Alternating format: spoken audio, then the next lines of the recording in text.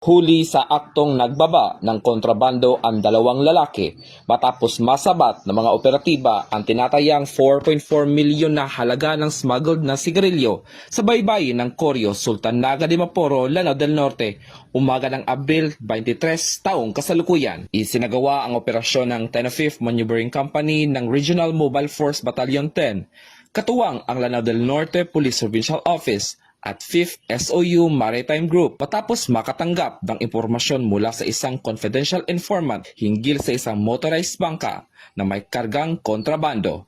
Agad na rumisponde ang ating mga operatiba at nadatnan ang dalawang suspect na nagbababa ng mga kahon mula sa bangka.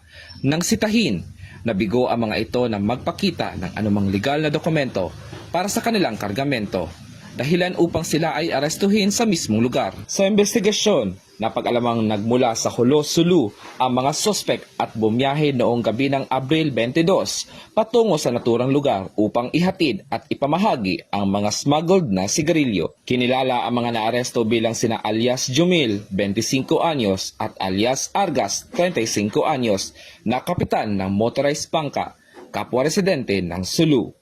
Nasamsam sa naturang operasyon ang kabuuang 111 master cases ng iba't ibang brand ng sigarilyo, kabilang ang Canon, Brose, Modern at New Orleans na may kabuuang halaga na 4,440,000 pesos batay sa halaga ng pagtataya ng Bureau of Customs. Isinagawa ang inventaryo ng mga nakumpiskang ebidensya at ito ay nakatakdang i-turn over sa Bureau of Customs sa Iligan City para sa kaukulang disposisyon.